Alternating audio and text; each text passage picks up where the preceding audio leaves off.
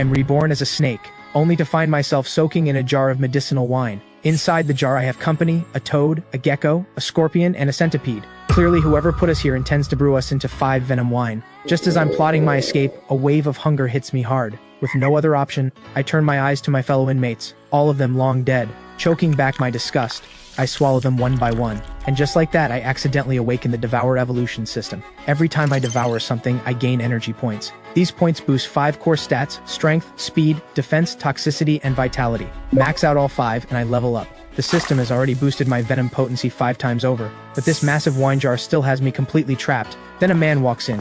I go limp and play dead instantly. He stares at the jar and mutters, "Strange. How is there only 1 snake left? Tomorrow is delivery day. Guess I'll have to go catch 4 more." The moment he lifts the lid, I spit a full blast of venom straight into his face. Then I bolt for the door. Burning a few energy points, I activate the system radar. Outside is a residential area. 1 kilometer away, a mountain range stretches into the distance. Reach it and I'm free. But between us lie several busy roads with non-stop traffic. I'll have to wait for nightfall to move. For now, I slip into the nearby bushes. From the direction of the winery, a blood-curdling scream rings out, and the neighbors take notice. Once they learn a venomous snake has escaped, they immediately call emergency services. 10 minutes later, a team of firefighters arrives with 2 search and rescue dogs. As everyone knows, those dogs have noses that don't miss a thing. I twist my body and dart into a nearby burrow. Inside, I find another snake. I'm tempted to eat it, but right now it's far more useful as a decoy. I spray it with venom to paralyze it, then slowly drag it toward the entrance. Moments later, the dogs erupt in barking, and voices outside shout, "Got it! We got it!" Gradually, everything goes quiet.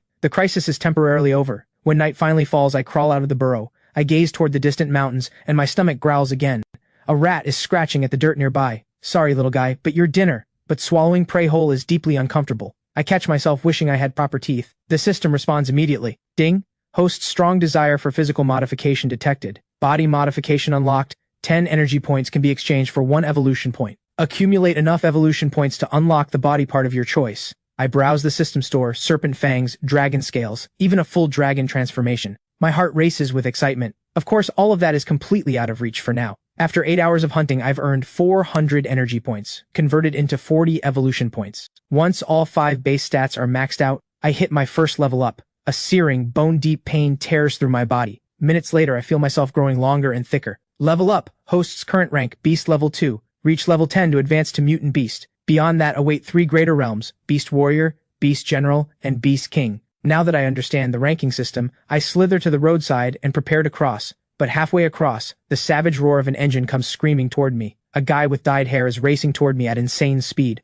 A girl on the back shrieking at the top of her lungs for the thrill of it. Phone out, recording everything. Just before impact, I coil every muscle and launch myself across to the other side. The entire terrifying moment is captured on video. They screech to a halt and replay the footage. Once they confirm it's a real giant serpent, they immediately call the news hotline. The next day, the news breaks: a brewer was bitten by his own snake, one he had been pickling for 2.5 years, whose venom was more than 5 times stronger than any normal snake of its kind. Online, people immediately start theorizing about mutation. And they have reason to. Animal mutations have been surging recently. Dancing chickens that stand on 2 legs, centipedes with human faces, even reports of a giant 9-tailed fox. The internet is going wild with speculation. By now, I've pushed deep into the mountains. 2 days in, and my stomach is completely empty. I pull up the system radar map. Not far away, a cave is hiding an entire nest of snakes, all of them deep in hibernation. I creep silently toward them. One by one, I devour them like little snacks, over 100 of my own kind, and earn a full 90 evolution points. That's enough to level up twice in a row. I find a safe corner and push through both breakthroughs, but the system flashes a warning. Current lifespan remaining, 5 years. Breakthrough to Beast Warrior within 5 years to extend it by 10. The next day, I'm soaking in a stream, then drying off on the bank. Suddenly a hawk's cry pierces the sky. Apparently, I've become this eagle's next meal. A plan forms in my mind. I can't fly, but I have a 3-dimensional radar. I lock onto the eagle's every move through the radar. Seeing no reaction from me, the eagle tucks its wings and dives. When it's just 5 meters away, I unleash a burst of venom straight into both eyes, then lunge up and sink my fangs into its throat. It dies without ever understanding what went wrong. The moment I finish swallowing the eagle, a sharp sense of danger surges through me. I open the radar again. Several blue dots are closing in. On the radar, red means extreme danger, blue means notable danger, yellow means an even match, and white means no threat at all. I don't know what those blue dots are, but staying alive takes priority. A kilometer away, a group of men are combing the area with 2 hunting dogs. They reach the riverbank quickly. From the bushes, I finally make them out. 5 fully equipped snake hunters. Listening in on their conversation, I learn they've taken a bounty of 500,000 from some biological research institute, specifically to capture 1 mutant venomous snake. they're here for me. I know exactly how this works, because in my past life, I was a snake hunter myself. My mind knows their every trick, but this body has never dealt with any of them. One man starts to fall behind. I strike, fangs into his arm, venom injected, then vanish back into the grass. The others open fire in the direction I disappeared. 2 loud blasts. Shotguns. Lucky for me, they're too far away. The pellets sting, but don't even crack a single scale. They leave 1 man behind to tend to the injured. The remaining 3 press forward immediately. The 2 hunting dogs are fastest. I deliberately lead them deep into the dense forest. By the time the hunters catch up, both dogs have already stopped breathing. The men are furious, swearing they'll skin me alive. The 3 of them push on. I fix my sights on the last man in line, strike again, and vanish behind a tree. One of them moves to charge. His partner stops him cold. You trying to get yourself killed? That thing has awakened intelligence. It's picking us off one by one. He steadies himself and tends to the wounded. Then from somewhere in the distance, 2 gunshots. Then a scream. The last 2 men go pale as ash. The thought of retreat finally breaks through. 3 of 5 are badly wounded. Stay any longer and none of them make it out. As I watch the 2 wounded men, my eye catches something near a fallen first aid kit. A small red fruit giving off a faint glow. The moment I see it, an overwhelming urge to devour it surges through me. I scan it immediately. Blood spirit fruit, a rare fruit brimming with spiritual energy. Devouring it grants 10,000 energy points. Elation floods through me. I snatch it up in my mouth, but this is no place to consume it. I need somewhere safe. Just then, one of the badly injured men somehow manages to raise his gun and aim straight at me. His vision must be fading. Only 3 pellets graze my back. The pain is excruciating. I flee immediately. The 2 uninjured men are doubling back now too. Afraid of being tracked, I plunge into a lake and push through the searing pain, swimming several hundred meters. I don't know how long I swim. Eventually I spot a floating bamboo raft. I check, no one around. I drag myself onto it and everything goes black. The blood spirit fruit in my mouth slides down without me even realizing it. My body is unconscious, but a sliver of awareness remains. I drift for what feels like forever. Then a fishing boat appears ahead. My heart sinks. This might be the end. But then a little girl on the boat refuses to let me die. She has a rare gift. Animals have always been drawn to her. Seeing this, her father and grandfather agree to take me home to recover. I think to myself, I've actually stumbled upon good people. 7 days pass, my wounds are mostly healed. When I first came to, everyone except Faye was terrified of me. But once they saw I had no intention of attacking, they slowly warmed up. Faye's little brother in particular keeps sneaking into the storage room where I stay. At first their grandfather is beside himself with worry, but before long he's praising me for understanding human behavior. I look at that smug old man and think, if I were any other snake your grandson would already be dead. Then something unexpected happens. As time passes, I form a mental bond with Faye, and a brand new stat appears in the system, psychic power. Once both parties' psychic power reaches 80%, direct mental link becomes possible,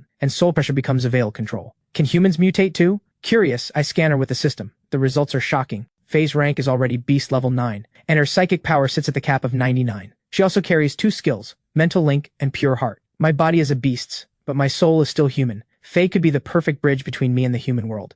Through our bond, I immediately express my gratitude for saving my life. Then I let her know I've been cooped up too long and want some sun. Once Faye steps out, I convert my stored energy points into 1,010 evolution points. But after more than half an hour, I'm stuck, locked at beast level 10, unable to advance. The system tells me insufficient spiritual energy in the surrounding environment, breakthrough impossible. Nothing I can do. I settle for sunbathing. Just then, Faye's father and grandfather return. They take one look at my larger body and go noticeably tense. At the end of the day, I'm a snake. Once I've healed, I need to leave sooner or later. I listen as the 2 of them talk about wild boars destroying the crops. I know exactly what I need to do to repay this family. Through our mental bond, I relay the idea to Faye. Ray assumes his daughter is delirious from a fever. How could a snake understand human speech? I answer that myself by nodding at him directly. Father and son exchange a stunned look. Then Ray presses his fists together and bows. Then we humbly ask for your assistance, great serpent. I take my leave of Faye and set out to find the boars. Since a breakthrough is impossible in this environment, I decide to invest my evolution points into upgrading my skills instead.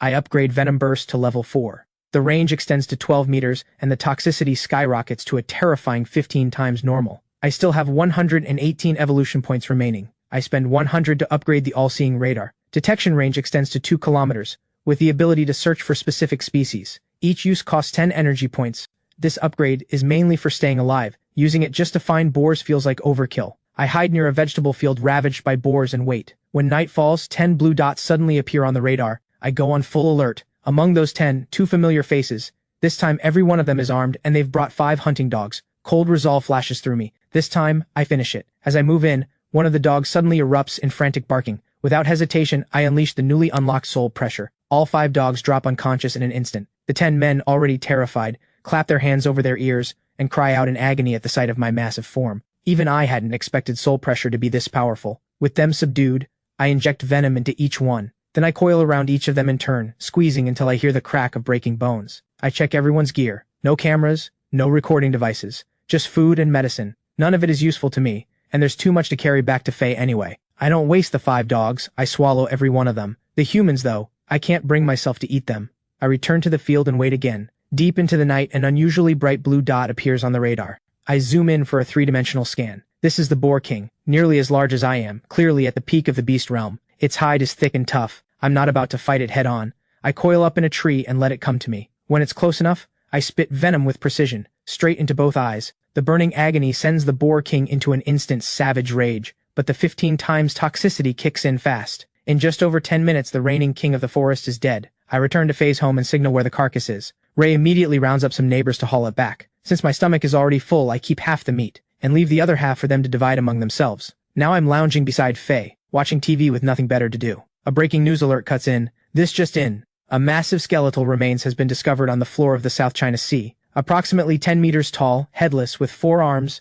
and a giant sword of unknown material buried in its chest. Watching the news, I actually feel a wave of relief. With mysterious events like this erupting worldwide, creatures like me have the best possible cover. Another 2 weeks pass. I'd been planning to head deeper into the mountains to find a place to break through, but Faye's family refuses to let me go. Ray in particular shows up nearly every day with generous offerings of chicken, duck, and fish. Meanwhile, mutant beast attacks on humans have been surging over the past 2 weeks. Even in this village, some of the livestock have started turning on people. The whole world is slipping into panic. At the same time, I can feel the spiritual energy in the air growing wilder and more dense, and it makes me deeply uneasy. Ever since Ray and his father ate the boar meat, they've both reported feeling a gentle force strengthening their bodies. Then the ground erupts, a violent sudden tremor. I sense disaster instantly. Through the mental bond, I call everyone out of the house. The moment we reach open ground, the house collapses behind us, reduced to rubble. I urge Faye to get to higher ground immediately. In the earthquake's wake, countless beasts come pouring out of the mountains in a panic. They flood into human territory, tearing into each other and attacking people on the streets. Then the system flashes a sudden alert.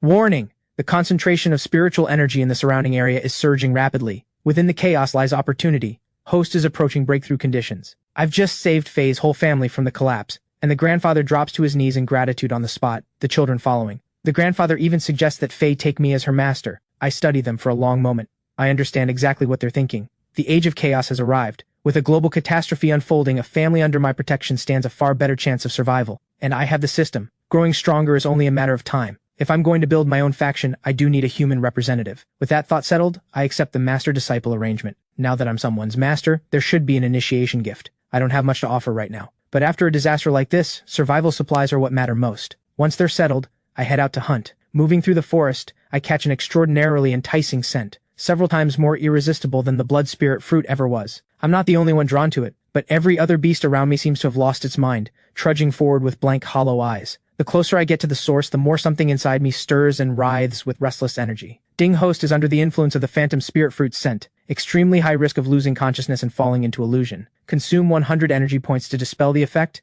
Duration, 10 hours. I don't even hesitate. Confirmed. With my mind clear, I devour the dazed beasts I pass along the way. I only stop once my fullness hits 100. By then, I've arrived at an unfamiliar valley. At its center stands a strange tree, bearing a single vivid fruit that pulses with that eerie, intoxicating scent. Every beast lured in by the scent becomes the tree's unwilling guardian upon drawing close. The stronger ones rarely make it. They're torn apart by the swarm of guardians and dissolved into the earth as fertilizer. I scan the sinister tree immediately. Phantom Spirit Tree grows 1 inch every 100 years, found only in places of extreme spiritual abundance. 1,000 years to branch, another 1,000 to bear fruit. After fruiting, it requires vast amounts of life energy to ripen. Once ripe, the scent dissipates on its own. Creatures under its control will regain consciousness, and will most likely awaken sentience. If the fruit is not claimed within 3 days, it withers and feeds back into the tree. This is the Phantom Spirit Fruit. Upon consumption, psychic power surges dramatically. The user gains the ability to cast Phantom Mirage, trapping any target with lower psychic power in a mental illusion. Each living being may only consume 3 fruits in total. The first yields the strongest effect. Reading all of that, I feel a quiet chill. Without the system, I would have ended up exactly like those beasts out there, lost in illusion, tearing each other apart. My fate would have been to rot as bones beneath this tree. But now, the heavens themselves are on my side. The tree has no defense beyond the scent. It lures in prey to ripen the fruit, and that's it. And that scent no longer works on me. All I need to do now is wait for the fruit to fully ripen. The scent is drawn in more than just insects, ants, spiders, centipedes. There are also wild boars, black bears, and entire wolf packs here, Right now they're all still trapped in the illusion, not yet aware. But the moment the phantom spirit fruit fully ripens, every survivor here will plunge into a brutal life-or-death battle. Any creature with even a shred of intelligence will recognize what this fruit means, a chance to change their fate entirely. None of them will let it go without a fight to the death. So even though I'm at beast level 10 now, individually outmatching anything here, if they all swarm me at once, even I can't say for certain how that ends. Then something in the scan hits me. A detail I overlooked moments ago. The phantom spirit tree grows only where spiritual energy is abundant, but the world's spiritual energy has only just begun to stir. It hasn't fully awakened yet. Even with today's earthquake unleashing spiritual energy from deep underground, the overall level still hasn't reached abundant by any measure. And yet this valley triggered that exact description. Could it be that this valley wasn't originally part of Wangyun Mountains at all, but was forced to the surface by today's earthquake? I take a sharp breath. Sure enough, the energy here is in a completely different league from what I sensed at Faye's home. If that place was like thin water, then this place is thick as syrup. Ding! External spiritual energy levels meet the required threshold. Host may now seek a safe location to attempt a breakthrough. Right as that realization sets in, the virtual panel materializes on its own, displaying that exact message. Just as I thought, I look at the words breakthrough available next to my beast rank, and nod slowly. The note attached to the prompt reads, "This breakthrough will take approximately 1 hour. It will draw in massive amounts of spiritual energy from within a 5-kilometer radius, forming a spirit storm to cleanse and reforge the host's body. During the breakthrough, the host will have no ability to defend themselves. It must not be interrupted or disturbed. Failure to complete it will result in total loss. It is strongly recommended to find a secure location and a capable guardian to stand watch." These conditions are no joke, I think to myself. Reaching a higher realm always comes at a price. But I have no idea when the phantom spirit fruit will ripen. Breakthrough can wait. Securing those 3 fruits comes first. I think it through and settle on a plan. The breakthrough isn't going anywhere. There's no rush. But if someone else gets to those fruits first, that's a meal flying right out of my mouth. I'll wait. I watch the frenzied beasts hurling themselves at the phantom spirit tree, and feel nothing. This is the law of the jungle. The strong consume the weak. That's all it ever is. As I wait for the phantom spirit fruit to ripen, somewhere 2 or 3 kilometers behind me in the forest, a powerfully built man is shoving through the undergrowth, heading straight for the valley. He's wearing a short-sleeved shirt. In the dead of winter, not a hint of discomfort on his face. A faint heat even radiates off his body. Veins stand out across his arms and a long blade is strapped across his back. "Master, honestly," he mutters, pushing through another branch. "What kind of treasure could possibly be out here in the middle of nowhere? I've been searching this area for 2 or 3 days and found absolutely nothing, and nearly got buried alive in that earthquake." He pushes another branch aside and stops, scanning his surroundings. Then something hits him. A strange, drifting scent. What is that smell? I almost lost myself in it. After a brief daze, the jade pendant around his neck begins to glow with a faint green light, and his mind snaps back. So it's real after all. That old man wasn't lying. This thing actually works. He pulls the jade from his chest and holds it up to examine it, and winces. A crack has appeared on the surface of the once flawless pendant, running across a full third of it. "Kid, you made out well this time. Sure, it's a replica, and a defective low-grade one at that, but in certain critical moments, it can save your life." He remembers the day he paid 100,000 at antique market for this piece of jade, and the old man beside him giving him that knowing look before speaking those exact words. At the time, he hadn't understood what the old man meant. He'd just felt drawn to it. Something about it was calming, almost magnetic. He hadn't taken the old man's words seriously. Now it's clear. As eccentric as that old man seemed, he had real foresight. Maybe there's something valuable near the source of that smell? Cole thinks, then hesitates. He nearly lost himself to it from this far away. If he keeps pressing forward, how many more times can this spirit jade hold? Forget it. Master told me to come to Wangyun Mountains and find something. There must be a reason behind that. The treasure has a clear source now. Why hesitate? After weighing it all, Cole's expression hardens with resolve. He pushes forward, walking straight toward the source of the scent. A gentle breeze passes. Evening is setting in. My eyes are locked on the 3 phantom spirit fruits ahead. I can't afford to lose focus. Time drags on. The sky goes fully dark, but remarkably the 3 phantom spirit fruits begin to glow, deep crimson pulses of light radiating through the dark, brighter and brighter. They're ripening. As the glow intensifies and the scent thickens, I move, fast, straight toward the tree. By now, barely 1 in 10 of the beasts and creatures ahead are still alive, every survivor battered and bloodied beyond recognition. Bodies are piled high, blood runs in rivers across the ground. The thick, iron reek of slaughter tells the full story of what happened here. With my current strength, I could sweep through every one of these exhausted survivors without breaking a sweat. There really is something here. Just as I lunge forward, a man's voice rings out from behind me. I freeze instantly, an unexpected intruder, and I'm forced to change my plan. I've been so fixated on the fruit that I never activated the all-seeing radar to check my surroundings. Careless of me. Still, I can see that every step he takes is a struggle, like he's pushing through invisible resistance. And there's a jade pendant on his chest, flickering with faint green light. And in this bitter cold, the man is wearing nothing but a short-sleeved shirt on top. The veins across his arms stand out like ropes. Clearly a trained fighter, though just how strong I can't yet say. Truth sight! I spend a few energy points and fix my gaze on the man standing 100 meters back. Race human, rank, beast level 10. Peak strength 100, peak agility 85, peak physique 88, peak armor 70, peak endurance 57, peak psychic power 45, maxed skill, spirit monkey fist. Damn, his stats are impressive. Strength already capped at 100. With agility and physique both above 85, he's the strongest human I've encountered since my rebirth. The surprise hits me quietly. Spirit monkey fist, even the name makes it clear. This man has dedicated himself to the martial path. Still, at my current peak of beast level 10, defeating him would be easy enough, even if I can't quite call it a total mismatch. And while I'm sizing him up, he spots me. What the? That is one enormous king cobra. Is this thing on the verge of becoming a demon? Cole can't help but suck in a sharp breath. And from me, he senses something unmistakable. A lethal, suffocating danger. This thing is a mutant beast, no question. Sure enough, as spiritual energy revives, all kinds of creatures are mutating. Cole stays sharply on guard. The entire journey here, if not for the spirit jade on his chest deflecting the illusion, every single step would have been an agonizing struggle. There were moments he nearly gave up entirely, but the thought of treasure kept him moving. No, that treasure is mine. Nobody is taking it from me. His gaze burns with intensity as he clenches his fist. He mutters under his breath. It's just a big snake, nothing to be scared of. Worst case, I put it down. He has no idea what those 3 glowing red fruits are, but anything that drives this many beasts to slaughter each other is no ordinary thing. Fortune favors the bold. Master always said, the way of martial arts demands not just relentless training and innate talent. More than anything, it demands fate. Every true legend is a child of destiny, someone the heavens have chosen to favor. So this opportunity is standing right in front of him. Walk away from it now, and he'll regret it for the rest of his life. Nothing ventured, nothing gained. Go big or go home. Cole takes one firm, unwavering step forward. I had no intention of any complications, and yet here comes an uninvited guest crashing straight into my plans. Damn it, looks like I'll have to deal with him first. The moment Cole takes that step, I move. My body flickers and becomes a blur. The air tears with a sharp crack, hundreds of meters, closed in just a few breaths. What the? That speed! As I streak forward like lightning, Cole's eyes go wide, but he doesn't panic. He pivots sideways, shifts his leading foot into a sharp right, and rolls in a single fluid motion, like a whirlwind, trying to dodge my strike. Good instincts, but still a step too slow. Seeing him try to sidestep, I charge, I don't overcommit. I simply tilt my head slightly to the side and unleash a full blast of venom. At that exact moment, Cole rises from his roll and finds venom coming straight at him. His stomach drops. The spray is aimed precisely at his exposed upper body. Bare arms, open chest.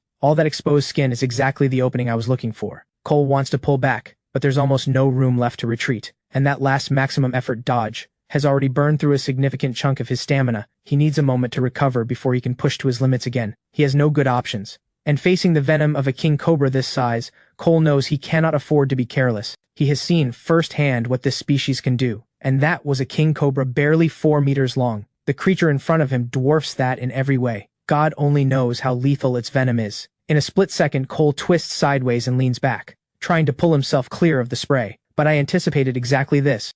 There's no escaping it so easily. A large portion of the venom still connects, landing across Cole's chest and the side of his neck before he can get clear. The venom, potent with corrosive force, begins eating through his skin the moment it lands, seeping into his body. Cole cries out in alarm, his feet stumbling back involuntarily, but there's already an unnatural stiffness seeping into his movements. The paralytic component of the venom is already taking hold. Playing it safe, I lunge again, surging toward him as panic floods Cole's eyes. Cole tries to fight back, throwing a punch, only to find his body has stopped obeying him entirely. The fist lands limp and hollow, no force behind it at all. Strike while the iron is hot. I'm not letting this chance slip away. The 3 fruits are blazing brighter by the second. Time is running out. I need to end this fast. I coil into a death coil and lock around Cole's body. He tries to struggle, but finds his muscles have gone rigid. Damn it all, I can't believe this is how it ends for me. A wave of regret washes across Cole's eyes. By his master's assessment, he's a once-in-a-century martial prodigy. Had he not fallen here, a great future would have awaited him, but now he's dying. Whatever storms reshape this world from here on, none of it has anything to do with him anymore. I squeeze tighter. If I hadn't caught him off guard with that venom strike, we might still be locked in a real fight right now. Seconds pass. The life drains out of Cole completely. His eyes are wide open, filled with one last longing look at the world. No hard feelings, man. Come back smarter next time. I slowly uncoil. Honestly, if he had just turned around and walked away, I might have let him live. This whole encounter felt drawn out, but it lasted barely 1 or 2 minutes in total. The moment I release Cole's body, the scent vanishes completely. I move immediately toward the clearing beneath the phantom spirit tree. The surviving beasts are staring around in confusion, trying to make sense of what just happened to them. That confusion buys me time. The tree is roughly half a mile away. My last sprint burned hard, but with physique at 100% running at full capacity, my body is already recovering fast. I draw a deep breath and launch into another all-out sprint. I need to reach those 3 phantom spirit fruits and consume them before any of these creatures recover their senses, because once they do, everything is already decided. As I cut through the clearing like a ghost, 2 survivors snap back to their senses, a wild boar and a massive black bear, and they're the 2 closest to the phantom spirit tree. Not good. I watch them charge toward the fruit, quietly impressed by how fast they snapped out of it. Most of the other survivors are still standing around in a daze, nowhere close to figuring out what's happening. Faster! I push to my absolute limit, leaving streaks of afterimage in the air, the sonic booms snapping like firecrackers. Closer. Almost there. The 2 of them instinctively glance back. The noise behind them is too loud to ignore. That one momentary pause is all I need. At full throttle, I blow past them in an instant. A flash of shock crosses both the boar's and the bear's eyes. They never even got a clear look at what passed them, and they're already hopelessly behind. But neither of them gives up. They press on, still sprinting. Slim as the odds are, who could walk away from a treasure like this without at least trying? I have no time to care about their feelings. In moments I'm at the tree, and the 3 phantom spirit fruits disappear, straight into my jaws without a second's hesitation. Ding, host has devoured the phantom spirit fruit and acquired a new skill, Phantom Mirage. Any being with psychic power lower than the host who makes direct eye contact has a 10% chance of falling into a mental illusion. Targets caught in the illusion can be given a paradise, or a nightmare, according to the host's will, trapping them in a state they cannot escape on their own. The host may direct the target to perform a series of actions, including self-harm. While Phantom Mirage is active, the host cannot perform any other actions. Doing so will interrupt the skill. The higher the target's psychic power, the more psychic power the host expends. After casting Phantom Mirage, the host will enter a state of mental fatigue for a short period. Each minute sustained costs a minimum of 10 psychic power. The higher the host's psychic power, the lower the drain and the faster the recovery. Hearing all that, I flick my tongue in satisfaction. Another life-saving skill, and an incredibly powerful one at that. This is terrifying in the best possible way. Used right, Phantom Mirage could turn any hopeless situation around. Watching the 3 precious fruits disappear into the giant serpent's mouth, the boar and the bear both let out furious roars. They're outraged that I took everything without leaving even a shred of hope for them, as if they don't even exist. Their roars ripple through the valley, and the rest of the survivors finally shake off the last of the illusion. But every single one of them is covered in wounds, utterly drained. Joining any fight now is out of the question. Even at full strength, only a handful of these survivors would have dared come anywhere near me. Even the boar and the bear are running on nothing but sheer stubbornness now. Despite being the first to recover, their condition is no better than anyone else's, especially after watching this massive black serpent streak past them like lightning. That made one thing perfectly clear. Trying to wrestle those 3 fruits away from this creature would be pure delusion. With no backup and no real options, they stall, venting their rage in hollow, powerless roars. I narrow my eyes and watch the 2 of them growl and posture in sync, raging helplessly at me. Honestly, it's kind of funny. If I hadn't just stuffed myself, I'd have made a snack out of both of them without a second thought. But then a thought strikes me. I turn and fix my gaze on the 2 of them. Why not run a little experiment, test out my brand new skill? The moment they see me looking their way, both the boar and the bear jolt and immediately stop their suicidal display. All bluster, no substance. They have absolutely nothing left to fight with, just putting on a show. While bleeding off the panic and frustration inside, they watch my every move with rigid, terrified focus, already bracing to bolt at any moment. There are dozens of survivors scattered around this valley. Surely this black serpent can't keep its eyes locked on just the 2 of them? As for the improvement of their intelligence, neither of them is in any state to think. And that focused, fearful staring is exactly the opening I need. The moment our eyes meet, a surge of psychic force carrying Phantom Mirage cuts straight through their gaze and flows directly into their minds. In an instant, both the black bear and the wild boar go exactly as blank as when they were under the scent, reduced to hollow puppets, eyes glassy and vacant. It worked! Only a 10% chance, and it landed on the very first try. Not bad at all. I'm surprised, and pleasantly so. Kill each other. The moment my command registers, the 2 massive creatures, in full view of every survivor in the valley, suddenly turn on each other. The watching beasts, completely baffled, scatter in every direction, fleeing the area entirely. The clash sets off a chain reaction. The brief calm that had settled over the valley shatters, and the predators among the survivors bare their fangs at whatever prey is nearest. But no matter how wild the chaos gets, not a single creature dares come near the area around me. It's not just my size that warns them off. It's the sight of the black bear and the wild boar tearing each other apart right in front of them. A living warning that this serpent isn't just dangerous. It's something far worse. Something wrong. Every instinct of self-preservation drives them away from this corner of the valley. Excellent. The results speak for themselves. Watching the 2 massive creatures go at it with zero regard for their own lives, I'm satisfied. The first trial has been more than convincing. No need to burn any more psychic power on these 2 fools. The moment I release the skill, both creatures crumple to the ground, gasping for breath, and when their minds come back, what fills their eyes is pure, absolute terror. I hadn't blocked their awareness of the outside world, nor had I woven any dream for them. I simply suppressed their psychic power and steered their actions. That is precisely what has shaken them to the core. To lose all control of your own body, to watch yourself fight to the death under another's command, fully conscious and powerless to stop it, that is not something you ever forget. I pay no attention to whatever is going through their heads. I couldn't care less. My mind drifts back to the jade pendant on Cole's chest, the one glowing with mysterious power. It had caught my attention earlier, but I had to set it aside to secure the 3 phantom spirit fruits first. Now that the fruits are taken care of, that mysterious spirit jade could make a perfect initiation gift for Faye, and might prove useful to her someday. I slither toward Cole's body on the ground, passing right by the 2 creatures. They flinch violently, convinced I'm coming for them, but I don't even glance at them, just drift past slowly, and the relief that washes over both of them is almost visible. The black bear in particular, something shifts in its eyes, like something has clicked. A decision has been made. It draws a long, slow breath and tries to rise, only to find its entire body is too weak to hold its own weight. Once, twice, 3 times, 4, the black bear strains to push itself up, and crashes back down each time. On the 6th attempt, it finally manages to hold, legs trembling, barely stable. The wild boar staggers to its feet as well, casts one terrified glance in my direction, and the moment it recovers even a shred of strength, it carefully edges along the cliff face to avoid me, then bolts. Meanwhile, I use Truth Sight to read the jade pendant's information. Spirit Jade, a defective replica, single-use item, can independently neutralize low-level uncontrolled psychic attacks, and restore the wearer's clarity of mind without interference. Each time it protects its wearer, a crack forms across the jade's surface, and its color fades slightly. When cracks have spread across the entire surface and the color has faded to white, it becomes nothing more than an ordinary piece of white jade. Reading the description floating in the air before me, I pause for a moment. It's completely useless to me, borderline pointless,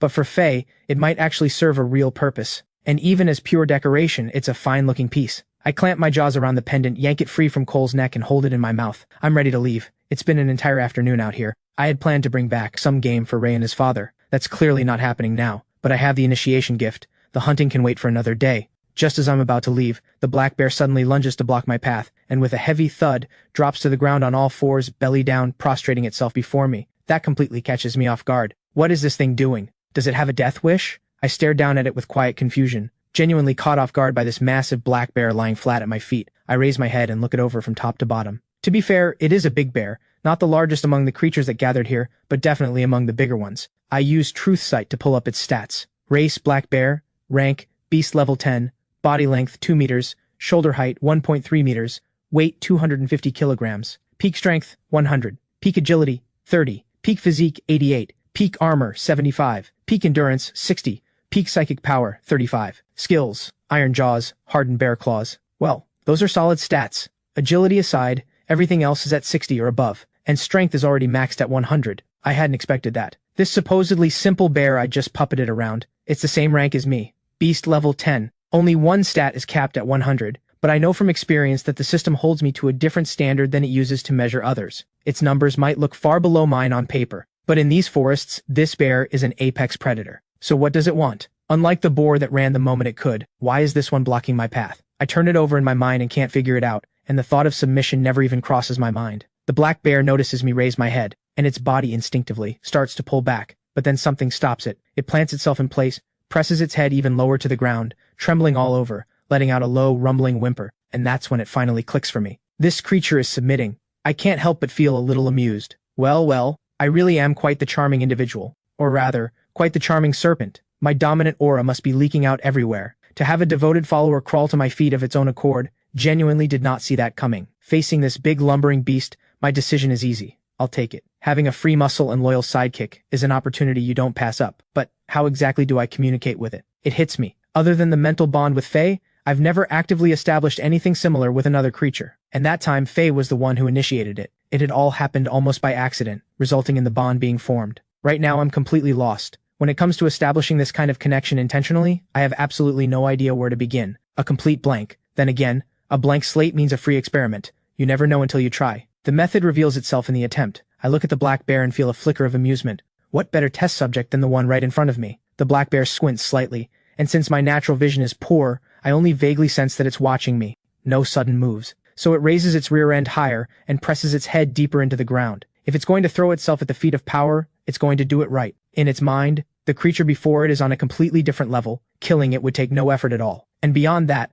revenge requires power it doesn't have alone. But under a being this powerful, as its follower, that revenge suddenly becomes far more achievable. Ding! A creature has voluntarily submitted to the host. Accept it as a follower and allow it to pledge loyalty. The host will gain 100 psychic power points, receive a partial stat feedback from the follower, and unlock a new skill, Soul Brand. Whether a creature submits willingly or is forced into submission, the host may brand its soul at the deepest level, binding it in absolute loyalty for life. The higher the target's psychic power, the harder the brand is to place. Unless the target willingly opens their mind, the process risks a psychic backlash. The soul brand can only be removed by the host's own will. There is no other way. Aside from their permanent loyalty to the host, branded followers remain otherwise completely themselves. When within range of the host's psychic power, they automatically receive half of the host's stat aura, accelerating their growth and combat power. The first soul brand requires 100% psychic power. The second requires 1,000. The third requires 10,000, and so on. Each soul brand is extraordinarily precious.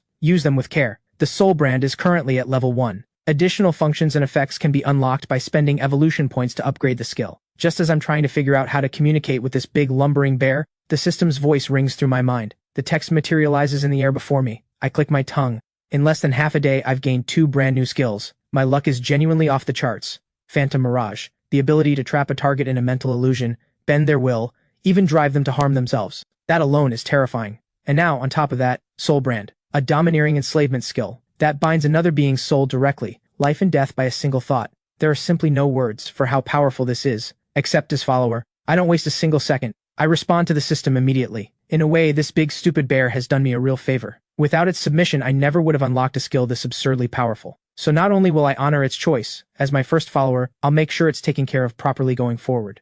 A person of character repays their debts, and a serpent of character even more so. Return every favor, repay every grudge, and never confuse the two. The moment I give the command, a mysterious force flows into both our minds, and we both feel something new take shape inside our heads. Boss! A moment later, a warm, simple voice echoes through my mind. Having already communicated through a bond with Faye, I'm not too surprised. I nod and respond, since you came to me willingly, from this day forward, your name is Bruno. Yes, from this day forward I am Bruno, and you are my boss. Bruno responds immediately, simple and earnest as ever. Both of us had been quietly processing what the system placed in our minds, which is why communication flows without any barrier now. The system fed us each other's basic information, and with the soul brand in place, there's no fear of betrayal. Letting Bruno in on a few secrets is no risk at all. Don't worry, I'll settle your score. Now get up. I give Bruno that promise. And in an instant, his dull, clouded eyes fill with a warm, bright light. He had thrown himself at my feet on little more than a desperate hope, and not only has his boss accepted him, but the power behind that boss is utterly terrifying in the best possible way. There's no shame in bowing to the strong. Bruno has no doubt he's pledged himself to the right one. From here on out, I follow the boss. 3 full meals a day. Life is good. Ding Host has successfully bound the first Soul Brand follower. Gains 100 psychic power points, new skill Soul Brand, and bonus skill Titanic Strength. Cost 1,000 energy points to activate. Upon activation, double strength stat for 10 minutes. While I'm still exchanging words with Bruno, the system's voice cuts back in. Warning, host stats have exceeded the current ceiling. Breakthrough imminent. Locate a suitable site and begin the breakthrough within 30 minutes, or the host's body will be unable to contain the current stat overflow, resulting in a body destruction crisis. This is the first time the system has ever pushed me this urgently, and the alarm it triggers in me is very real. The gains from today have been too enormous. My stats have blown past the limit of my current realm, forcing the system to push me toward a breakthrough immediately. First, find a safe cave. And with Bruno here, I finally have a proper guardian to stand watch while I break through. I pull up the all-seeing radar and scan my surroundings immediately. Less than 30 minutes, and ticking away. Every second counts. My body is enormous now. Finding a space large enough to shelter me for a breakthrough is no small task. But soon, 1 kilometer away on a hillside, 2 massive gray boulders standing close together catch my eye. The radar shows a cave beneath them, not deep,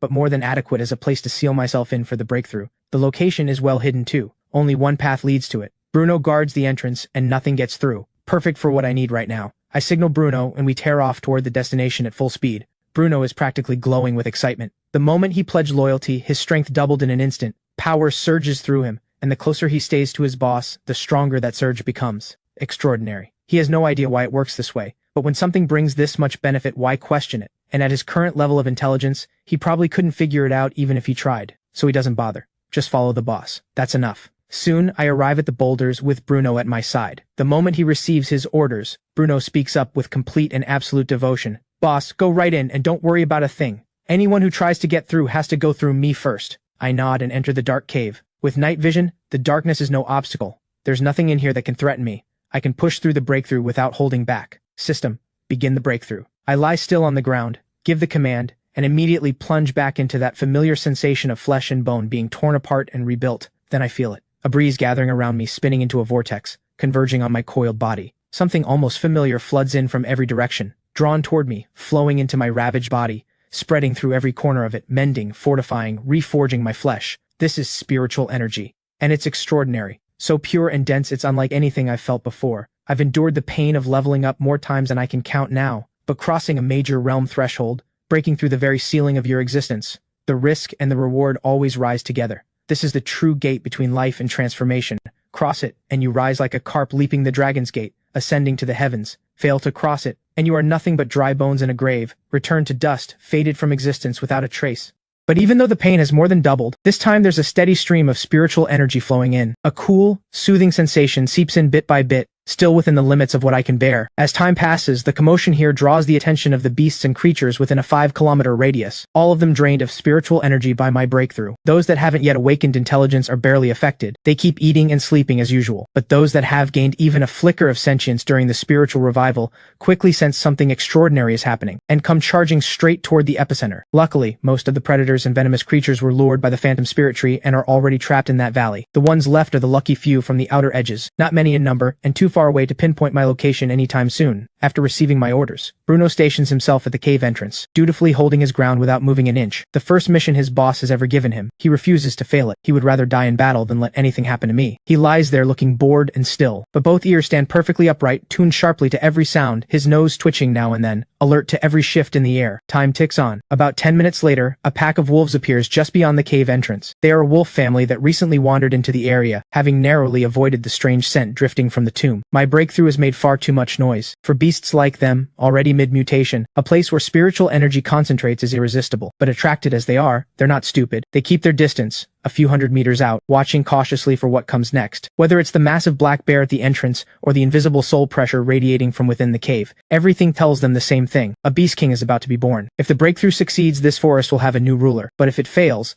the physical remains of such a being would be the ultimate tonic for their own evolution. So they wait, patient, still, waiting for the outcome. As a family of seasoned hunters, their patience runs deep, and they are far from the only ones with the same idea. Across the hillside surrounding the cave, more arrivals appear in 2s and 3s, a weasel nearly a meter long, a 4 to 5 meter snake, a fox with 2 tails, one large, one small, all kinds of predators. Held back by the crushing pressure of my breakthrough, dare not move closer. But not one of them leaves. Bruno has naturally spotted the shady figures lurking in the shadows at a distance. He wants to chase them off. But remembering my orders, he reluctantly stays put. Fine. Enjoy the show while you can. The moment my boss is out, you're first on my list. A cold gleam flashes in Bruno's eyes. In his mind, anyone who dares harbor ill intent toward me deserves to die. Every last one of them. As everyone waits in silence for the outcome, time slips quietly by. A full moon rises slowly into the night sky. Inside the cave between the 2 boulders, I've reached the critical moment. My mind is completely clear. Though I have no control over what's happening to my body, the system drives every step of the process, tempering my body from the inside out. It feels as though thousands of enormous iron hammers are smashing into me all at once, forging every bone and tendon, while countless steel blades tear through every inch of flesh. Pain 10 times, 100 times worse than anything I've felt crossing minor tier boundaries. But after every wave of agony, spiritual energy floods the damaged area, bringing a rush of cool, blissful relief. This extremity, fire and ice, heaven and hell at once, leaves me teetering between ecstasy and oblivion, unable to stop. But I can feel it. With every cycle of destruction and repair, my body grows stronger, and my mental endurance, ground against this relentless torture, grows tougher with every passing moment. Finally, the flow of spiritual energy from outside stops feeding the reconstruction. The agony inside me vanishes in an instant. What remains is a bone-deep exhaustion and a sudden hollow emptiness in my mind. Then, all at once, every scale across my body snaps open.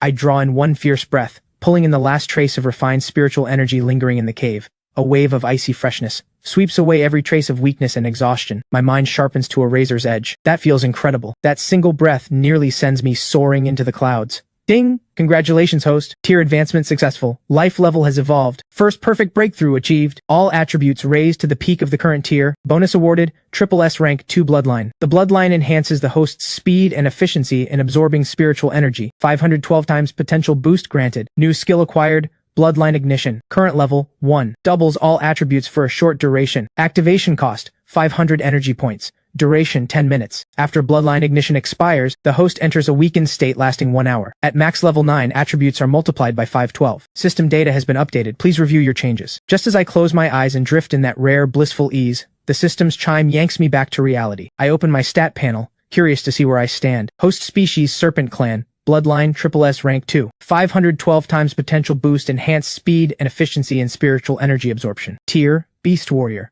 Level 1. All 6 base attributes maxed. Ready to advance to the next level. Body length, 15 meters. Weight, 300 kilograms. Beast years remaining, 15. Advancing to Beast General tier will add 20 beast years to lifespan. Peak strength, 199. Each point adds 1 unit of attack power. Peak strength, 199. Peak vitality, 199. Each point adds 1 unit of recovery. Peak defense, 199. Each point adds 1 unit of armor. Peak endurance 199. Each point equals 1 minute of sustained output. Peak psychic power 199. Each point adds 1 unit of soul pressure and 10 meters of range. 50 energy points convert to 1 evolution point. This ratio changes with each major tier breakthrough. Energy points are gained by devouring energy-containing matter, as well as by absorbing spiritual energy directly. Evolution points 0. Fullness 100%. Once full, no further food energy can be absorbed. Digestion speed 1500%. Fullness clears within 8 hours after devouring prey. Skills: Venom Burst, level 4, 400 evolution points to advance. Toxin immunity,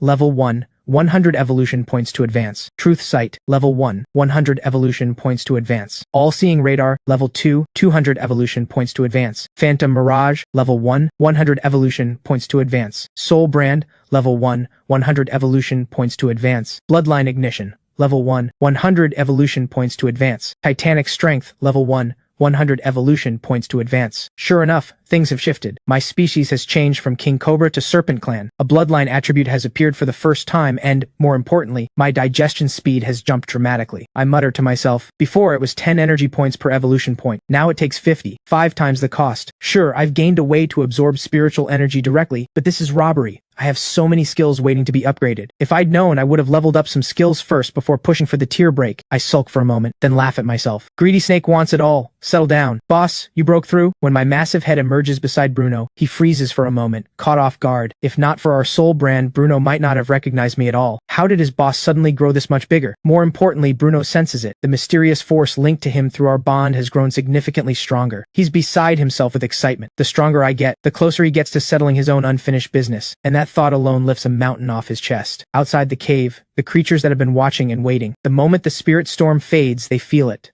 A pressure rolling out from the cave heavier than anything before. Most of them flinch instinctively and begin to fall back, wanting no part of whatever has just been born inside that cave. But a stubborn few refuse to leave entirely. They step back, yes, but not away. Instead, they melt into the shadows, desperate to know what exactly that great black bear has been guarding. Curiosity killed the cat, and tonight, it's going to kill a few more things. Bruno, go finish off those fools who don't know when to leave. Drag the bodies back. A cold light flashes in my eyes. I was completely helpless during the breakthrough, oblivious to everything outside, but I know exactly how dangerous that window was. Without Bruno standing guard, if even one of those creatures had broken through, I wouldn't have made it out alive. So since you showed up, whatever your intentions, I'm not interested in hearing your reasons. The only hard rule is, none of you leave with your lives. Save your explanations for the afterlife. The moment Bruno gets my order, he snaps to attention. He had been completely focused on guarding the perimeter, but being closest to the spirit storm unleashed by my breakthrough. He'd naturally absorbed quite a bit of the overflow, drawing in no small amount of spiritual energy that now surged through his body, boosting him considerably. He's now close to the peak of beast level 10. After all, the one closest to the source is always first to benefit. If the boss is feasting on steak,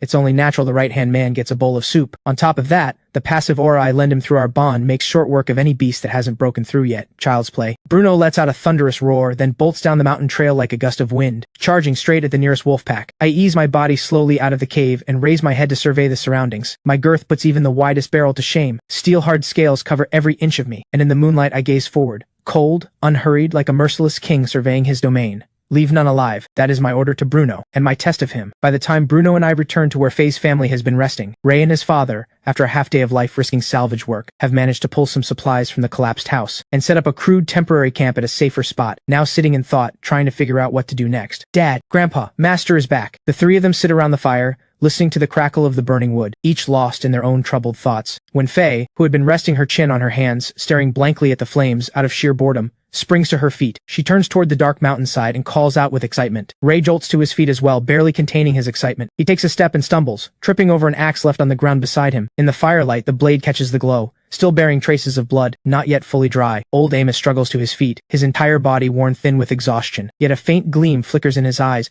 as if he can finally see a glimmer of hope. When I appear before the three of them, my increased size nearly makes them mistake me for some other enormous creature entirely. And then Bruno appears right behind me. The sheer weight of presence from both of us nearly stops old Amos's breath cold.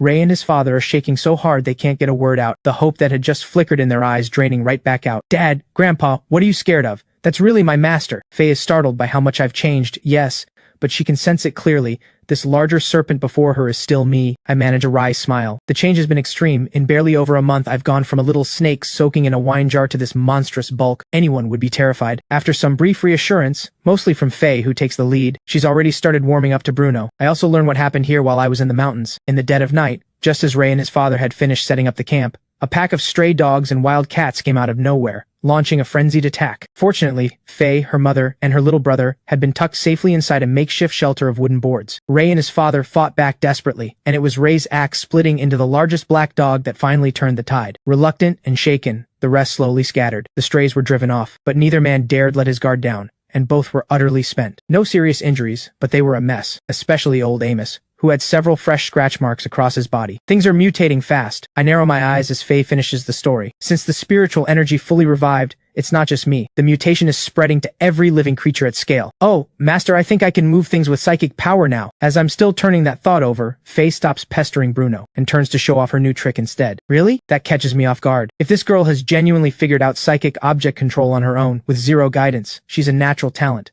I've struck gold. Yeah, I was watching Dad and Grandpa fighting those things outside, and I just panicked. Then somehow the pebbles and branches around me just flew up on their own. It was like they knew what I was thinking. They pelted those awful creatures right in the face. And while the big black dog was stunned, Dad buried his axe right into its head. My eyes light up. I really did find a gem in this apprentice. She's going to be invaluable. I open my mouth and let the jade pendant slide out onto the ground in front of Faye. Master, what is this thing? It's beautiful. Faye's eyes fix immediately on the pendant, no bigger than a baby's palm. A little thing to keep you safe. Wear it around your neck. It can temporarily stabilize your sentience. Thank you, Master. At my words, Faye glances toward the small wooden shelter, and a thought crosses her mind. She picks up the jade pendant but doesn't put it on. Instead, she tucks it into her pocket. Then she slips inside the shelter. This girl has a good heart. I can tell exactly what she's doing. Her mother had been shaken by the earthquake during the day, then terrorized by the night attack. She had drifted off into a dazed sleep inside, her little boy curled up beside her. The moment Faye hears the pendant can stabilize sentience, her first thought is of her mother. She quietly sets it down between her mother and little brother, hoping it might help them both. I am deeply satisfied. Character matters far more than raw talent, especially for someone in my position, a mutant beast taking on a human apprentice.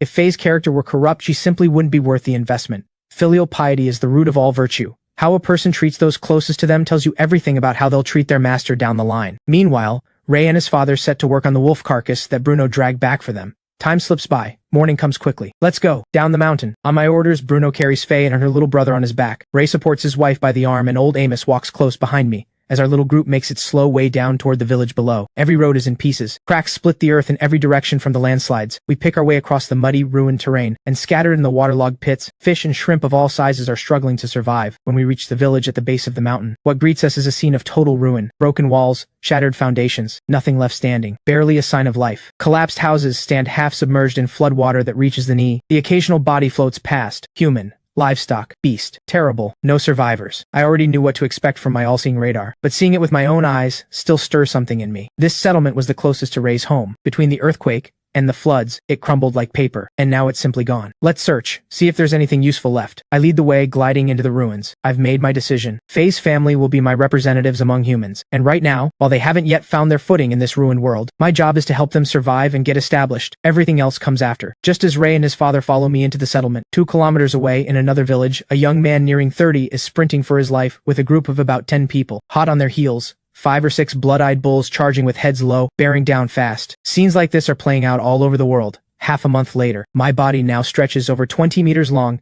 and last night I broke through to advanced beast warrior. My girth dwarfs an ordinary barrel. My scales are harder than steel, gleaming in the sunlight. Beside me, Bruno has grown significantly as well. He's been eating well, plenty of mutated livestock and creatures to hunt. And with spiritual energy growing thicker by the day, he's broken into the beast warrior tier, now an initiate beast warrior. He stands over 3 meters tall, shoulders nearly level with a grown adult, powerful and imposing to look at. The 2 of us are moving with a column of 2,000 to 3,000 people, pressing slowly forward. They are the disaster survivors from Faye's hometown, joined along the way by stragglers from surrounding villages and towns. The great earthquake has destroyed their homes and taken their loved ones. The losses are staggering. Worse still, the constant attacks from mutated animals and creatures have made the area unlivable. There is no choice but to move. What's happening beyond these hills, no one knows. After waiting in the ruined town for over a week with no rescue in sight, the only option left is to save themselves. Under the urging of a few respected and capable organizers, the survivors gather up their elderly and their children, grab whatever tools they have, load up bundles of supplies, carry it on shoulders, on backs, in arms, and set out like a tide of refugees. And honestly, that's exactly what they are. Their destination, the county seat, over 100 kilometers away. Their hope,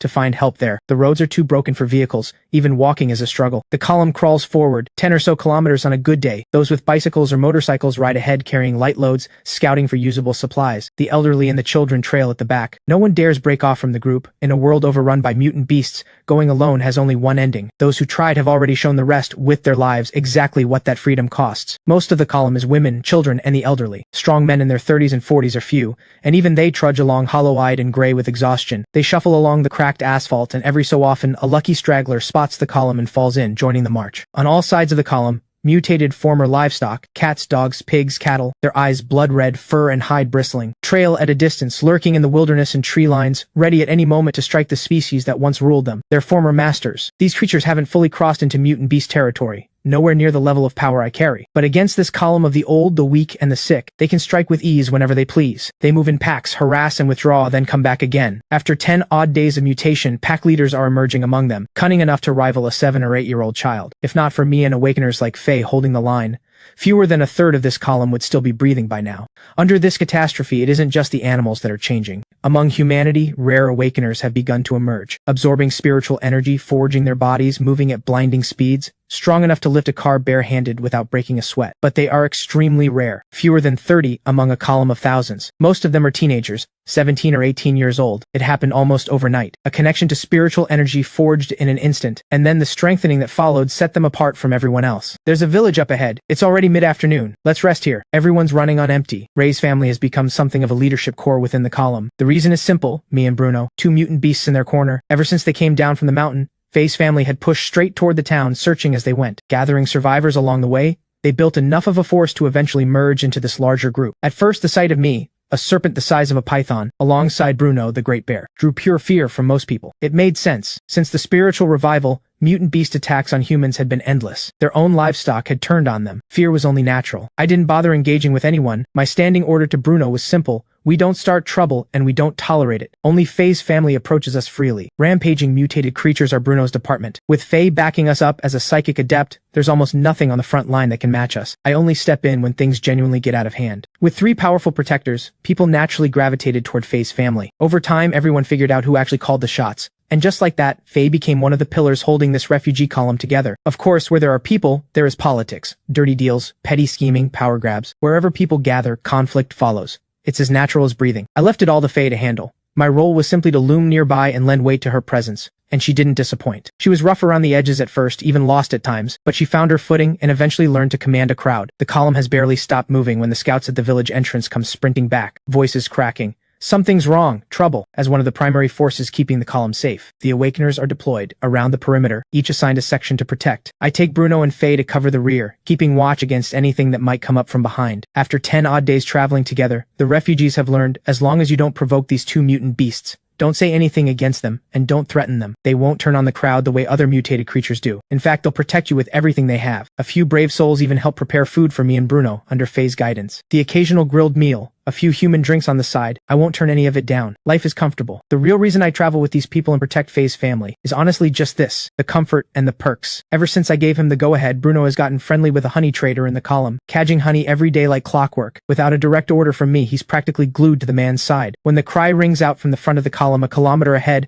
my all-seeing radar has already mapped the scene in the village. A black bull standing over 3 meters tall is leading a pack of 10 odd 2-meter bulls in a standoff against the scouts who entered the village. Hanging from its left horn, a poor soul, bull, barely breathing. Let's move. There's a situation. I narrow my eyes. That thing is way beyond what those rookie awakeners can handle. They've got strength, sure, but no technique, no real combat experience. All muscle, no method, and without proper weapons, actually hurting a mutant beast like that bull is going to be a real problem. Tonight we eat steak. I say it slow and easy, watching Bruno's confused expression shift into something much more enthusiastic. Ace, we can't handle that thing, not like this. The handful of awakeners squaring off against the black bull are visibly on edge. One of them, a scrawny kid with dyed yellow hair, calls out to a tall young man standing at the center of the group. They're armed with cleavers and iron forks, but none of them dare make the first move. Ace swallows at the words. He is the strongest among them, that much is true, but he's green, and the reality of a genuine life-or-death fight weighs on him. It's not that he fears death, it's that so many eyes are on him, so many lives at his back. If he fails, the ones who fall won't just be him. So Ace holds back, not yet willing to throw the first strike. The great black bull watches as 10-odd young humans step up to face it. It blinks, briefly confused. They're smaller, yes, but there's something different about them. Not like the weak ones at the back, and certainly not like the limp wretch hanging off its horn. They carry a threat. Faint but real. The bull lingers, testing, reading the situation before committing to a charge. The standoff doesn't last long. Beside the black bull, a large yellow bull snorts a cloud of hot breath into the cold air, and with a gust of freezing wind, it charges. Get out of the way! The standoff shatters. Against a bull charging at full fury, no one holds their ground head-on. The group scatters in every direction, each person scrambling for cover. The one caught directly in its path tucks into a quick roll, and as he rises, he slings his axe straight at the yellow bull's underbelly. But the yellow bull isn't the only one moving now. The other 7 or 8 bulls break from stillness all at once. Hooves lift, heads drop, horns level, they come thundering in. The only one that doesn't move is the great black bull. It senses something unusual, something dangerous. Its eyes sweep the crowd with careful attention. These raw young fighters in front of it, they pose a minor nuisance at best. The real threat, its instincts tell it, is still behind them. Its instincts are right. Just as the awakeners are locked in combat with the herd at the village entrance, Bruno and I appear. Beside me, Faye's face is flushed, because 20 gleaming daggers are floating in the air around her. Ever since I confirmed Faye had awakened the ability to control objects, at my request we found this batch of unsold fruit knives in an abandoned supermarket. Not the finest quality, but more than enough to put down creatures that haven't fully mutated yet. There's no time to let these awakeners develop at a comfortable pace. The only training that counts right now is live combat. I activate Truth Sight. The bull stats materialize before me. Species, Ironhorn Bull. Tier, Peak Beast Warrior. Length, 4.3 meters. Shoulder height, 2.7 meters. Weight, 2,750 kilograms. Peak strength, 257. Peak speed, 112. Peak vitality, 201. Peak defense, 157. Peak strength, 2. Magic power, 40. Skills, Titanic charge, horn launch. Not bad stats. 2 attributes breaking 200. That puts it on the stronger end. I've already done the math, in my head. Compared to me though, it's not even in the same league. Still, it could give Bruno a real fight. They're roughly evenly matched. Kid, these are all yours. Whether your master gets grilled steak tonight depends entirely on how sharp your blade work is. Leave it to me. Faye steps forward. All 20 daggers launch at once, screaming toward the nearest black bull. The blades move like lightning. Across 100 meters before either the bull or the awakeners tangled with it can react, the daggers have already looped clean around the bull's thick neck. What the? That is insane! The young awakener, who had been bracing himself to grab the bull's gleaming horn, trying to stop it from crashing into the crowd behind him, willing to take the injury if it meant holding the line, suddenly feels his grip go slack. A massive bull's head drops onto him in a shower of blood. He isn't the only one. The other awakeners wrestling with the herd quickly realize that the bulls in front of them have gone limp, each one struck down by blades moving like phantom lightning, dead before they hit the ground, watching half its herd drop in an instant. The great black bull steps back, a flicker of panic crossing its eyes. It is strong, yes, but only somewhat stronger than the herd it leads. In a one-on-one fight it could destroy any member of its own herd with ease, but to slaughter this many in the span of a few heartbeats, clean and effortless, that is something else entirely. And more importantly, the little girl who just acted isn't what scares it most. Its instincts tell it plainly the snake is the real threat. And that bear, nearly its own size, is probably a match for it too. Thinking of running? I narrow my eyes. I turn to Bruno. The rest are yours. The big one's mine. The words are barely out before I'm already moving. A bolt of lightning tearing across the ground. The Serpent King is moving. Among the young awakeners, feelings about this unusual creature in their column are complicated. It's not as if no one has tried to make a move against me, but that person's fate was swift and simple. Bruno's paw settled it before I even had to look up. The strongest awakener in the column hadn't been Ace. It had been that reckless fool. Ace had thrown hands with him once. The other man didn't move an inch. Ace stumbled back 7 steps and nearly lost his footing. And Ace is the kind of person who can lift a car without breaking a sweat. By that measure, you don't need words to understand just how terrifying the Serpent King is. The moment I move, Bruno charges the remaining bulls. The battle is one-sided. The great black bull doesn't even manage to flee. I have it pinned before it can turn, and within minutes, the life drains out of it. Serpent King! Someone in the column shouts at first. Then the rest follow. the cheer spreading through the crowd. Ray and his father have already called their trusted people over to clean up the battlefield and get to work. As the people closest to me, after all this time together, Ray knows exactly what needs to be done. Over 10 bulls in total. The largest goes to me. Every single person in the column of thousands gets a share of the rest. Ding! Devoured grilled beef. Total energy points gained, 275. Not bad. A mid-tier beast warrior. After being processed, it's lost a fair chunk of its spiritual energy, but still pulling close to 300 points. I'll take it. After the system chime, I coil quietly on the ground, running the numbers. Next time, I'll bring in more of these for the humans to process. Compared to swallowing prey whole, having it cooked and served is an entirely different level of living. I pull up my stat panel and look it over. Fairly satisfied. Host species, Serpent Clan. Bloodline, SSS rank 2. 512 times potential boost. Enhanced spiritual energy absorption speed and efficiency. Tier, Beast Warrior level 3. All 6 base attributes maxed. Ready to advance. Body length, 25 meters. Weight, 3,600 kilograms. Beast years remaining 15. Advancing to Beast General tier adds 20 beast years. Since breaking into Mutant Beast tier with the Bloodline boost active, I passively absorb spiritual energy with every breath, roughly 1 energy point per minute. Over a full day, that works out to around 14 or 1,500 energy points. On top of that, as my body has grown, my food capacity has scaled with it. What used to cap my fullness at around 400 energy points has now doubled to roughly 800 in a single feeding. All told, as long as food supply holds up, like it has been lately, with enough prey every day, pulling in over 2,000 energy points a day is well within reach. I run the figures quietly in my head. Not a single day wasted since the march began. Traveling with this human column, using Faye's family as my anchor, I have my own plan taking shape. In terms of raw power, human or beast, nothing out there poses a real threat to me right now. When there's no tiger in the mountains, the monkey wears the crown. For now, at least, I'm the top of the food chain. Undisputed number 1. As for what lies further down the road, whether some human or beast eventually shows up that can actually threaten me, I honestly can't say. But I'm not afraid. The spiritual revival is still fresh. Everyone started from the same line. I refuse to believe there are that many monsters out there who've already lapped me, and if I ever do meet one, well, running is always an option. With my current all-round stats, calling myself unbeatable might be premature, but when it comes to running for my life, I'm fairly confident I've got that covered. These 1,000+ energy points, I'll keep them as my reserve for bloodline ignition. Can't touch them. I've already made the decision. A snake without a contingency plan is a dead snake. For now, nothing threatens my life. But in a world this unknown, who can say what lethal crisis is sitting just around the corner? When you get down to it, I have the Devour evolution system as my edge. But other creatures may have their own advantages waiting for them too. Never underestimate the world. There's always someone stronger. Caution never hurts. Bruno licks the iron bowl clean of honey, then closes his eyes and soaks in the easy life. Since joining me, his life has flipped completely. No more skulking through the days on edge, bracing for the next threat. As for his revenge, he hasn't forgotten. But I've told him, once the current business is settled, I'll help him see it through. A few more days of waiting, after all he's already endured, is nothing. He's waited this long. A little longer won't break him. So Bruno is frankly at peace. Don't think if you don't have to. Follow the boss.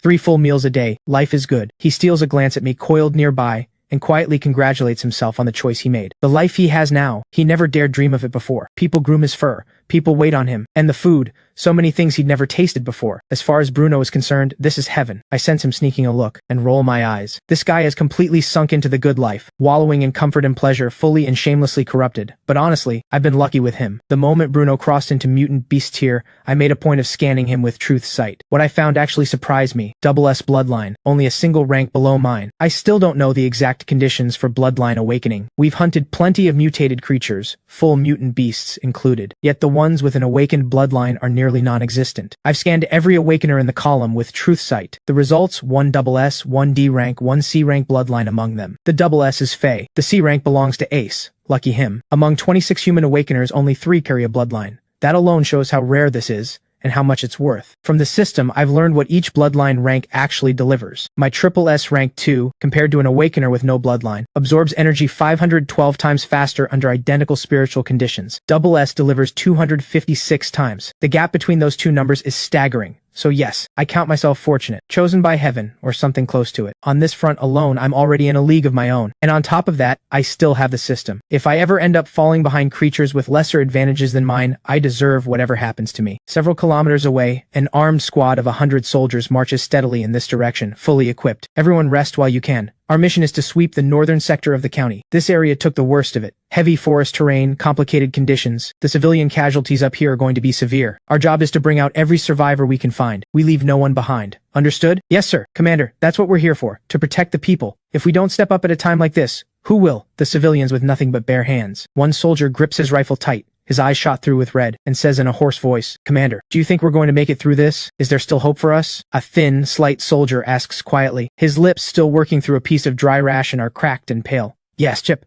I can tell you that with complete certainty. We will make it, but we save ourselves, and we leave no one behind. Marcus says it without a flicker of doubt. The catastrophe has been going on for over half a month now. Every capable nation on Earth is running its own organized survival operation. This disaster didn't strike one city or one region, it struck the entire world. The earthquakes vary in severity from place to place, but the mutated creatures show no such variation. They give the surviving humans no quarter at all. They tear into each other, devouring one another, and they turn on humans without hesitation. And as spiritual energy grows denser by the day, their mutation rate and breeding capacity accelerate. As one of the world's most powerful nations, Daxia leads the global response. Government bodies across the country, under regional command structures, have merged military and police operations into a single unified force running at full efficiency. Rescue units have been established across the country, organizing civilians into self-rescue operations and building safe zones. This squad is one of the most ordinary companies under Daxia's Southern Military District. Their assignment: push forward as a vanguard, search for survivors in this area, and escort them to the nearest safe zone. Commander, incoming report. The company has barely had time to rest when the soldier on forward watch comes sprinting back. What is it? Marcus is on his feet immediately, eyes on Dax as he rushes in. About a kilometer up the mountain road, tank boars blocking the way. The things are tearing into corpses on the ground, every one of them with tusks this long. 200 to 300 of them, easy. They're spread across the whole hillside. I checked carefully. There's only one road through to the towns on the other side. No way around it. And yes, Commander, 200 to 300 tank boars. Marcus's expression hardens, a flash of disbelief crossing his face. It's only been about half a month since the catastrophe began, but as a soldier, Marcus has access to government research on mutant beasts that most civilians never see. Since the spiritual energy began reviving, the state's intelligence apparatus has cataloged dozens of mutant beast species. The tank boar, mutated from domestic pigs and wild boars, is among the most common. Thick hide, dense flesh, razor tusks, immense strength, and terrifying speed. Living tanks among mutant beasts, which is exactly where the name tank boar comes from. Standard firearms barely scratch them. Without hitting a vital point directly, it takes over 10 shots to bring one down, and when they hit full sprint, they move at 50 to 60 meters per second, sustaining that speed for 10 to 20 kilometers straight. It is terrifying. That many, you're certain? My rough count. They're packed across the entire mountain road, clustered in dense groups feeding. There are sheds nearby. Looks like there was a pig farm there before, and there's still movement inside those sheds. The actual number is probably higher, not lower. Dax's expression is grim. As the scout, being the one to deliver news this bad, sits heavily on him. We push through, for the survivors up ahead, and for the people already lost. We clear those things out, and open this road. Marcus thinks for a beat, then speaks. Commander, we have no heavy weapons. Against this many tank boars, can we actually handle them? Dax can't hold the question back. Should we radio back to the rear units and request backup? We do the job, less talk. Every part of this country needs support right now. Survivors are out there waiting for us to get them out. Every minute we delay could cost another innocent life. We're a full company. Are you telling me we can't handle a few tank boars? At Marcus's words, Dax says nothing more. He turns and begins assembling the squad for deployment. Over on our side, no one has any idea that a military company is pushing toward us, or that they're already nearly in contact with the tank boar herd. My all-seeing radar only covers a 2-kilometer radius centered on me, and the company is 4 to 5 kilometers out, so no one knows what's happening over there. Time passes. The column settles in, people find their spots and throw together rough shelters. Apart from those on watch, most have gone to rest. Faye's family is no different. They set up right next to where I'm resting, putting together their own small shelter. Bruno, Faye, come with me. Let's scout ahead, take a walk. Having just finished eating, I feel like stretching out ahead. Walk off the meal, see what's there. If I can catch a mutant beast along the way, even better. I'm only half full. That black bull earlier barely took the edge off. The bigger I grow, the more it takes to satisfy me. Bruno falls in beside me without a word. Faye crawls out of her shelter and joins us.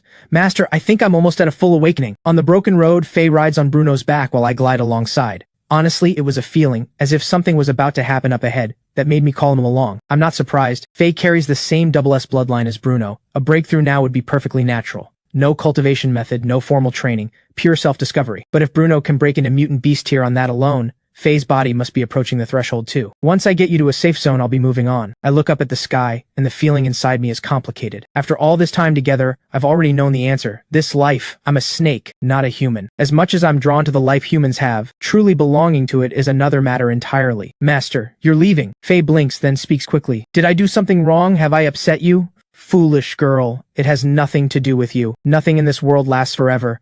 You can protect yourself now. I was never going to be by your side forever. I have my own path to walk. This isn't goodbye, just a temporary parting, all right? A long silence follows. Bruno carries Faye, and the three of us drift along in each other's company for a good while longer, until Faye finally wipes her eyes, face heavy with reluctance, and says just 2 words, take care. After everything they've been through, she thinks of me as her closest family. The thought of parting, even temporarily, tears at her. I watch her expression, and I know, I think of her as a little sister, even as a daughter. but parting is something I have to learn to face. The silence is broken by a distant explosion. Something's happening. Let's go. All three of us snap to attention. I take the lead and we charge toward the source of the blast. Commander, there are too many of them. We're going to run low on ammo. Dax watches the tank bores charging at full speed into the gunfire without flinching, without slowing, without any sign of turning back, and his face tightens with worry. This rescue mission is legs only. No heavy weapon support, just basic rations and a standard ammo load. Light and fast was the plan. They hadn't counted on a herd this size. When these things launch a charge, it's practically a beast wave in miniature. After more than 10 minutes of sustained fire, the company has put down a significant number, but more tank bores keep pouring down the mountain road. Blood-red eyes, blinding speed, charging straight into the kill zone without hesitation. Damn it, no other option. We fight to the last. The soldiers holding the mountain road use every piece of cover available, cutting down tank bores as fast as they can, but thick hide and blinding speed make clean kills nearly impossible. The firepower is fierce, but the numbers are overwhelming. The battle grinds into a stalemate, neither side breaking through. Two of the forward fire positions have already been overrun by tank bores. The soldiers stationed there aren't responding on the radio. The silence says enough. Fortunately, only 3 of the tank bores have fully mutated. 3 boar kings, each over 3 meters tall. They hold back, grunting rhythmically, directing their pack to wear down the soldiers' fire, and for now, they show no intention of joining the fight personally. That's good news for the company. The rest of the herd, while tougher than ordinary wild boars, aren't invincible. Enough bullets in the right places and they go down. It just takes more shots than anyone would like. But more shots per kill multiplied across this many creatures adds up fast. There are hundreds of tank bores here. Each one takes 10 to 20 plus rounds to fully put down. To wipe out 500 or 600 of them entirely, the ammunition cost is enormous. For a light infantry company marching without resupply, the math is not in their favor. There is no resupply here. Every round spent now is one less safety net for whatever comes next. Back on my end, right as the firefight is raging, my all-seeing radar finally picks up what's happening ahead. Soldiers from this world, locked in a firefight with a mutated pig herd. I'm caught off guard enough to stop mid-stride. I look at Bruno, then at Faye on his back, and I hesitate. Do I step in or not? These are soldiers, not the unarmed civilians I've been guarding. In this refugee column, my strength alone is enough to keep the other awakeners in check and guarantee my safety. That works because those awakeners have raw power but no real combat experience. They don't pose a serious threat to me. Soldiers are a different matter entirely. Combat hardened, fully equipped, and trained to fight as a unit. One-on-one, I'd probably overwhelm any of them. But in a direct open engagement against modern firearms, with my current stats, I honestly don't know if I'd survive. If this company turned on me, I might be able to handle the ones in front of me. But the full weight of the force they represent coming after me, that's another story. Don't let the fact that a herd of not fully mutated pigs has them pinned down fool you. I'm confident this company will break through eventually. It'll just cost them. So until I know how they'd react to a mutant beast showing up on their side, I hesitate. I don't know what fate awaits me if soldiers get involved in escorting the refugees behind me. I've thought about this before, just never let myself sit with it. And now that the moment is here, I hesitate. But I have no choice. I have to think it through properly this time. Even if I want to cooperate with humans, I need to come to the table as an equal. Cooperation only works when both sides have something the other needs. But right now, do I actually have the standing to coexist peacefully with them? Having lived as a human in my past life, I know exactly how most people deal with something they can't classify, worship it, and submit to it, or put it in a cage and cut it apart. These past weeks I've been lost in it, drowning in the comfort of being served, fed well every day, not wanting to wake up from it. Comfortable, yes, but I forgot the old saying. A life of ease is where greatness goes to die. Master, what's wrong? When I stop moving, Bruno stops too. Faye, sitting on Bruno's back, can already hear it. Faint, but the rapid rhythm of gunfire carries far enough to reach them. Combined with my sudden stop, she can't help but ask. Nothing, just thinking. I look ahead and make my decision. Help them. What's there to fear? When the moment comes, you go bold. Worst case, if they won't accept me, I leave with Bruno. Simple. I can't confirm whether my current tier can hold off a military assault, and I have no desire to find out the hard way. But if I decide to leave, keeping me here against my will won't be easy for them either. And with Faye there, a human vouching for me, these soldiers aren't necessarily the type to shoot first and ask nothing. Let's go. And soon the 3 of us are at the edge of the battlefield. Commander, what is that? When our strange trio steps into the company's line of sight, not only does the soldiers' gunfire falter, even the tank bores charging in blind fury seem to feel it. Stumbling in sudden unease. 25 meters long, a girth no adult could wrap their arms around, rearing up to the height of 2 or 3 stories. I appear before everyone like a titan, raw and undeniable, crushing the air with sheer presence. And Bruno, large as he is, looks almost modest beside me. But he draws just as many eyes. For one simple reason. There's a little girl sitting on his back. A little girl, with a snake that size and a bear that large. Am I seeing things? Marcus, watching through his binoculars, goes completely still. He has never seen anything like this in his life. Take out the leaders first. You 2 handle one each. The last 2 big ones are mine. I haven't finished eating anyway.